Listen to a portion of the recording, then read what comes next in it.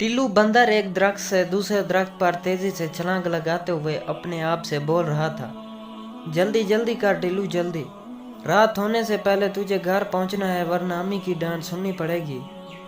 बचाओ बचाओ, अरे कोई है जो मेरी मदद करे, मुझे इस गड्ढे से बाहर निकाले। अचानक टिल्लू बंदर के कानों में आवाज आई।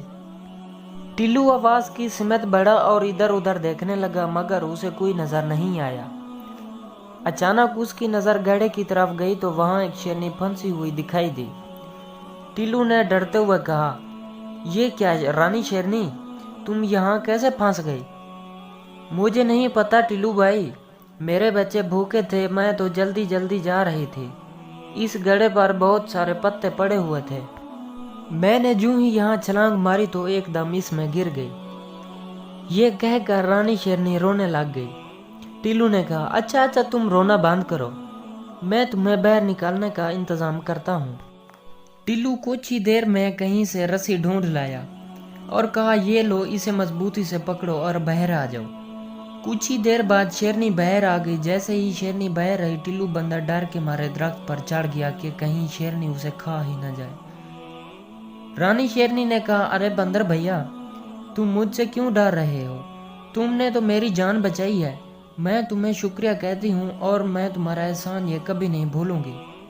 आज से हम दोस्त हैं, तुम्हें जब भी मेरी ज़रूरत पड़े मैं ज़रूर तुम्हारी मदद करूँगी।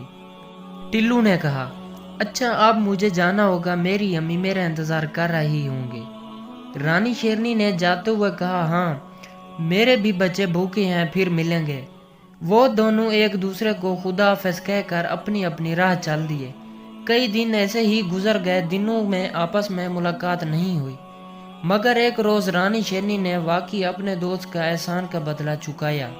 हुआ यूं कि उस जंगल में एक चीता भी रहता था, छुप छुप कर जानवरों का शिकार करता था।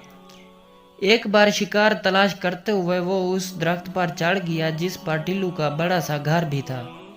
उस वक्त टिल्लू बंदर अपने घर की टहनी पर लटका हुआ अखबार पढ़ रहा था और उसकी अम्मी किचन में फ्रूट चाट बना रही थी। चीते ने उन्हें देखकर होंठों पर जबान फेरते हुए कहा, वाह दुगड़ू चीते, आज तो पार्टी होगी पार्टी। दुगड़ू आहिस्ता आहिस्ता आगे बढ़ा और एकदम टिल्लू पर हमला करके उसे अपने पिंजू में दबोच लिया। दुगड़ू चीते ने गुस्से से कहा, अब तुझे कौन बचाएगा? बंदर की औलाद, बचाओ बचाओ, अरे कोई तो इस जालिम चीते से मेरी जान बचाए। टिल्लू चिल्ला चिल्ला कर मदद के लिए पुकारने लगा। अचानक खुद को छुड़ाने की कोशिश में उसकी टांग फिसल गई और वो सीधा नीचे जा गिरा।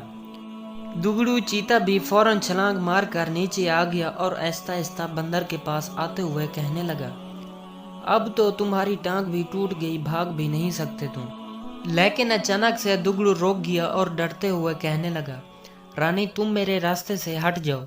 रानी ने कहा, नहीं नहीं हटूंगी, तुम्हें नहीं पता तुमने किस पर हमला किया है। मेरे दोस्त पर हमला किया है, टिल्लू मेरा दोस्त है। एक बार उसने मेरी जान बचाई थी, फिर रानी ने दुगड़ू को बहुत मारा, इतना मारा कि वो दुम दुबा के वहां से भाग गया। टिल्लू बंदर ने रानी शेरनी का शुक्रिया अदा किया। रानी ने टिल्लू से कहा, अरे नहीं टिल्लू भाई, ये तो मेरा फर्ज था।